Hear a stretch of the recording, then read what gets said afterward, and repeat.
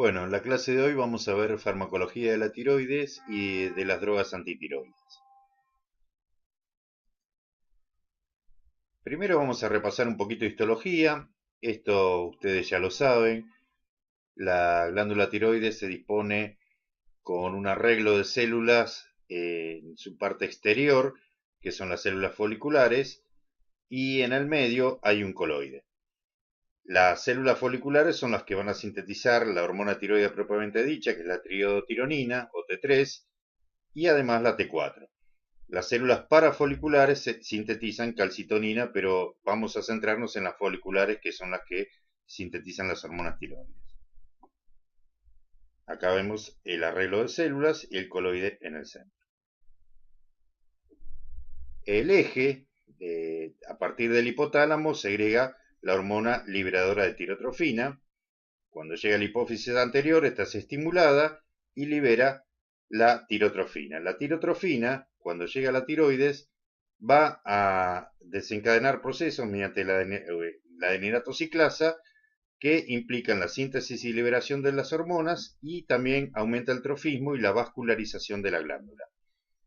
El primer paso, el paso de la hormona liberadora de tirotrofina al llegar a la hipófisis, puede ser inhibido por tanto la dopamina como los glucocorticoides, mientras que el yoduro en concentraciones altas, va a desacoplar la ciclasa de la unión de la tirotrofina con el receptor.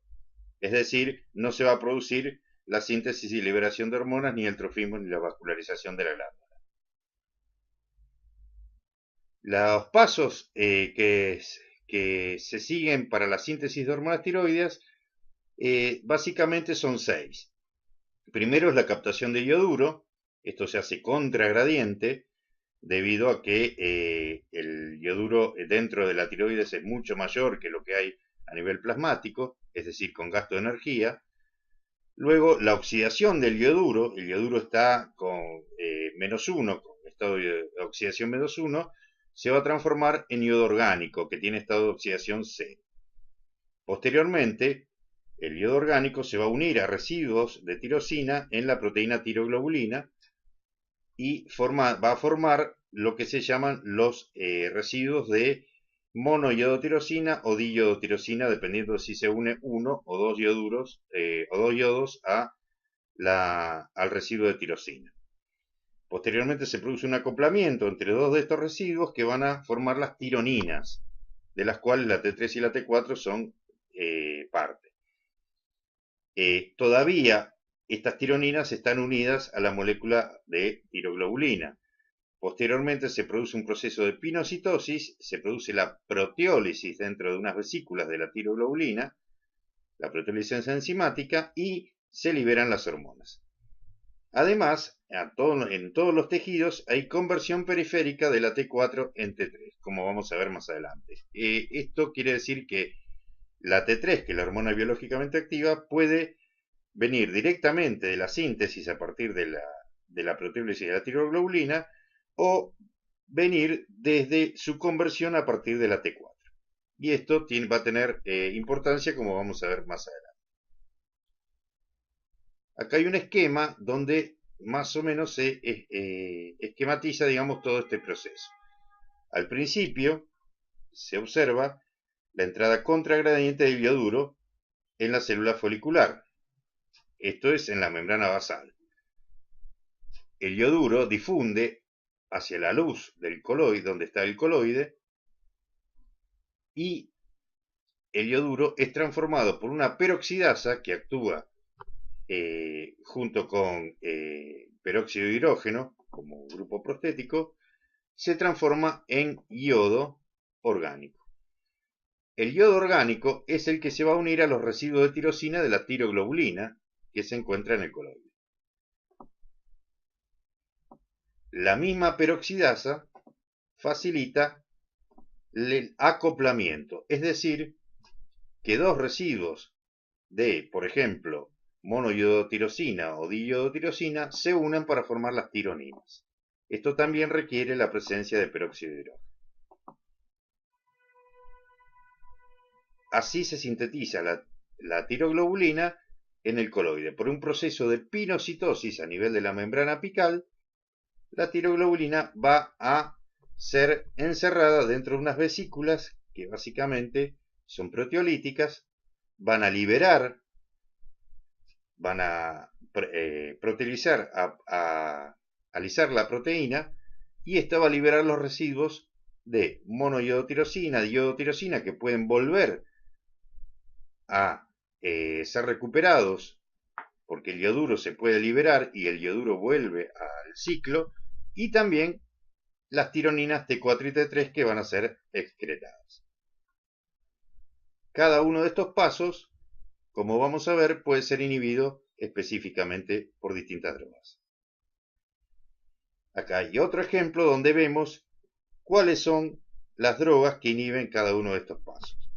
Por ejemplo, a nivel de la bomba de yodo y la bomba de ioduros, el perclorato y los tiocianatos son inhibidores. Es decir, que el ioduro no podría ingresar en el citoplasma de la célula folicular.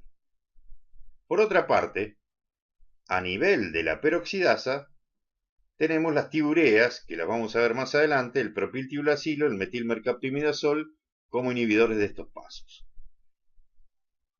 En la formación de las vesículas tenemos algunos inhibidores antimitóticos, por ejemplo la colchicina, la citocalcina B. Además, el litio y el ioduro también pueden inhibir este paso. Finalmente, en la conversión periférica de T4 a T3, los inhibidores pueden ser el propiltiuracilo, propranolol, amiodarona, glucocorticoides, litio y el ácido iopanoico. Todos estos compuestos inhiben la conversión de T4 en T3.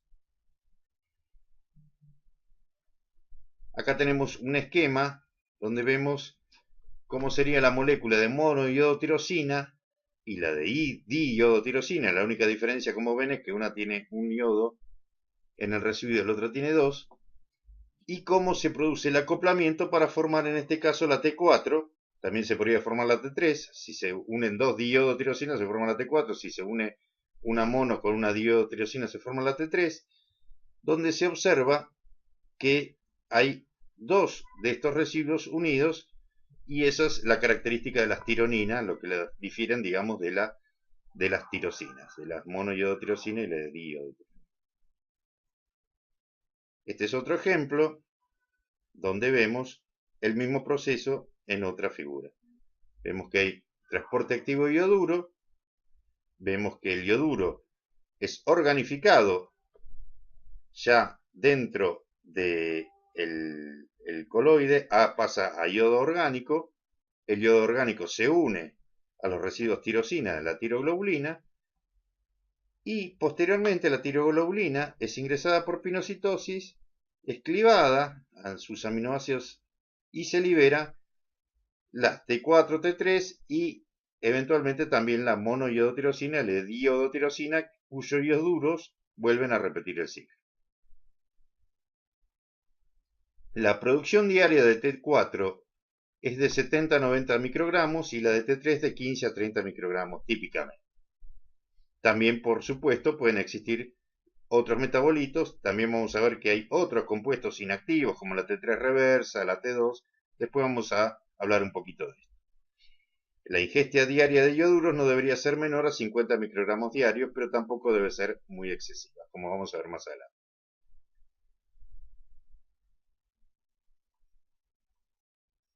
La 5-deionasa 1 es la que convierte en la mayor parte de los tejidos la T4 a la T3. Habíamos dicho que la T4 en plasma, y después vamos a ver por qué, está en mayor grado, está en mayor concentración que la T3.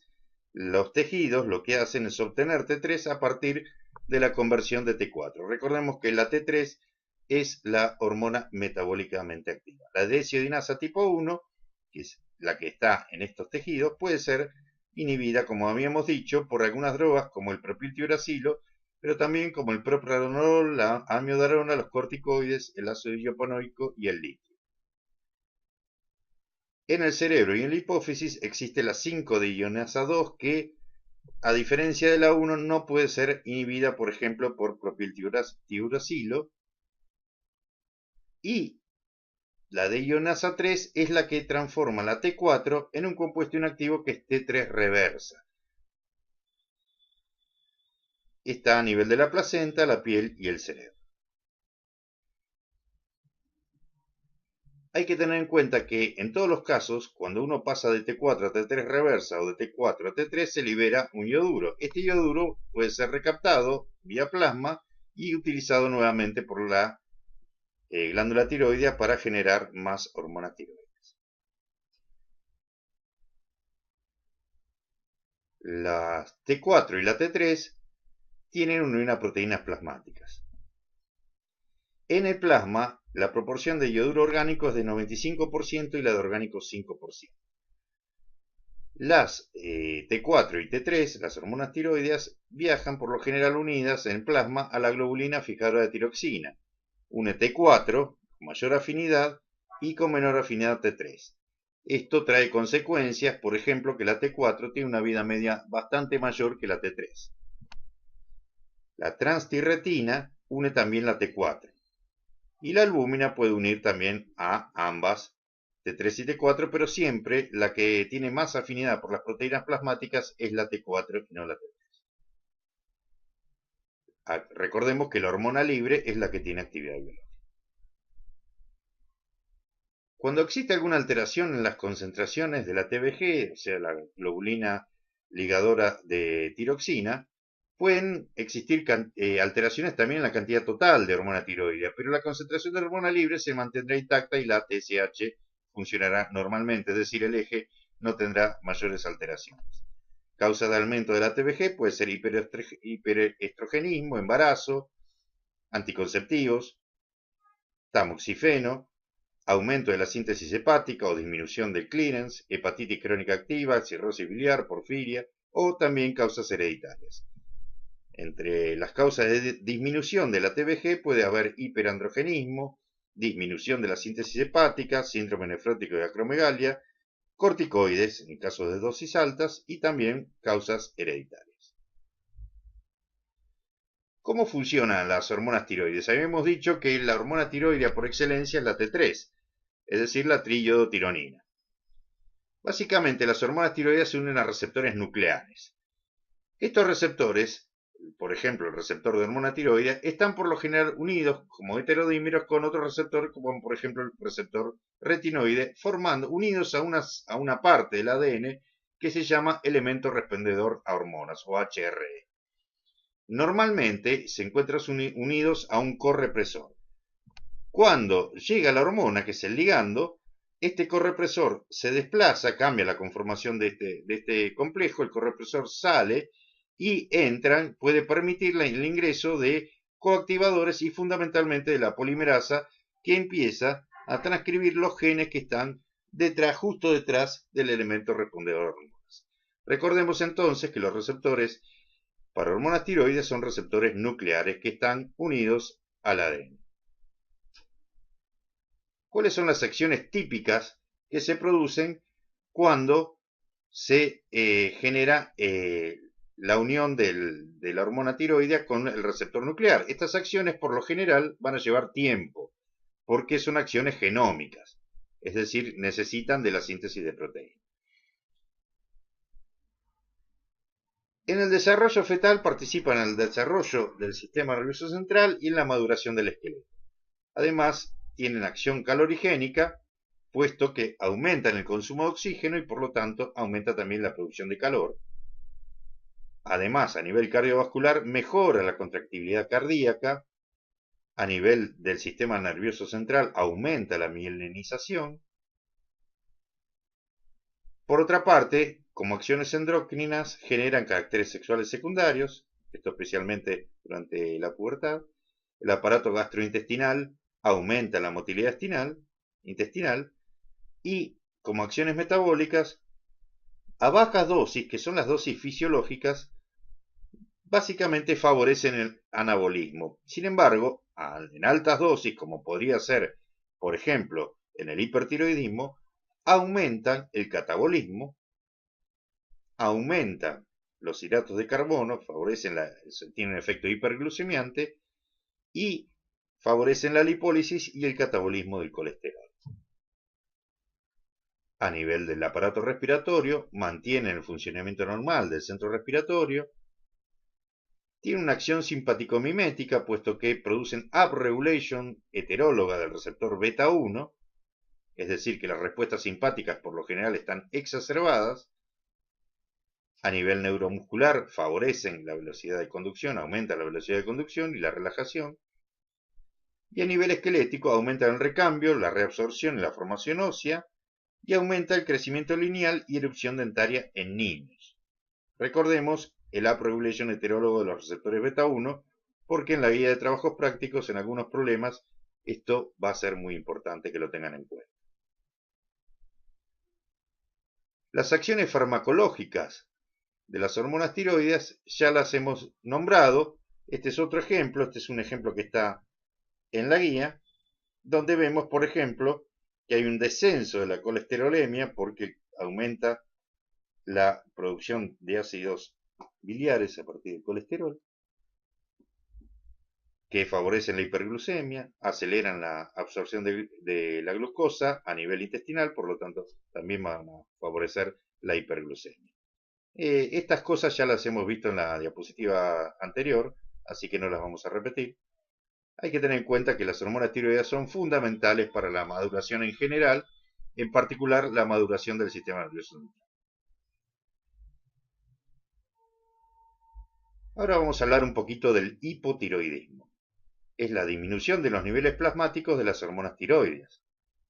Puede ser primario, un déficit hormonal, por ejemplo, causado por fallo intrínseco de la glándula tiroides, que interrumpe la síntesis y secreción de la T3. Por ejemplo, en el caso de la tiroiditis de Hashimoto, que es una enfermedad autoinmune, bueno, la ablación quirúrgica con yodo radioactivo de la tiroides y la ausencia de yodo en la ingesta. Esto puede ser por una cuestión de regiones. Actualmente prácticamente la sal de mesa viene con la cantidad de yodo necesaria como para que esto no ocurra, pero en algunas regiones donde esto por ahí no ocurre o no hay acceso a la sal, digamos, de mesa industrial, se puede producir digamos, la disminución de yodo en la ingesta, que puede llegar a un bocio endémico. Un bocio es un aumento en el tamaño y la vascularización de la glándula, y también dar cretinismo. Esto cuanto a el hipotiroidismo primario. También podemos tener hipotiroidismo secundario, que es debido, por ejemplo, al fallo de la glándula por un fallo, digamos, a nivel más superior del eje, ¿no? A nivel, por ejemplo, hipotalámico o hipofisial. Los síntomas que trae el hipotiroidismo, que los más comunes a nivel clínico puede ser la alopecia, pérdida de pelo, bradipsiquia, pérdida de memoria, edema palpebral, macroglosia, intolerancia al frío, síndrome del túnel del carpo, metrorragias, piel áspera, seca y amarilla, aumento de peso, reflejo aquilio endentecido, debilidad, espasticidad, estreñimiento, cardiomegalia y derrame pericárdico. El más grave de todos estos síntomas, que ocurre cuando la persona ha estado hipotiroidea por mucho tiempo, es el coma mixedematoso. En este caso podemos observar hipotermia, bradicardia, depresión respiratoria, hipotensión, falla multiorgánica, alteración mental y finalmente coma. En estos casos la alteración mental se produce por la falta de hormona tiroidea sobre el sistema nervioso. El tratamiento se da con levotiroxina, es decir, con T4. Prácticamente, como se observa, se utiliza poco la T3. Se prefiere utilizar la T4 y vamos a ver después por qué. Los preparados farmacológicos son levotiroxina sódica, que por lo general se puede dar por vía oral, salvo en casos como el coma mixedematoso, donde se debe administrar por vía intravenosa. También se puede dar la T3 como levotiroxina sódica o una combinación de ambas por vía oral. Hay que tener en cuenta que el tratamiento debe ser iniciado con dosis bajas para evitar, entre otras cosas, por ejemplo, el desencadenamiento de Angor, sobre todo en los pacientes ancianos y en las personas que tienen cardiopatía. La dosis inicial aproximada de 25 miligramos de levotiroxina diaria por vía oral. Se irá incrementado cada 3 o 4 semanas hasta lograr una dosis de mantenimiento aproximadamente entre 100 y 200 microgramos diarios. Siempre hay que chequear la cantidad de hormona tiroidea. Una vez eutiroides, la dosis se puede incrementar si fuera necesario. ¿Por qué? Porque muchos procesos metabólicos, al incrementar el aumento de hormona tiroidea, lo que hace el organismo es empezar a, por una cuestión, digamos, de regulación, lo que hace es disminuir, digamos, su propia absorción y su biotransformación, por lo tanto, muchas veces se debe aumentar la dosis. La absorción de la T4 se puede administrar por vía oral o intravenosa, como ya dijimos. Se absorbe en el intestino delgado la T3 casi completamente y la T4 tiene un 50-80% de biodisponibilidad y su absorción disminuye con los alimentos. La distribución es generalizada de ambas hormonas. Habíamos dicho que además la T4 se unía con más avidez a las proteínas plasmáticas, en particular a la TBG.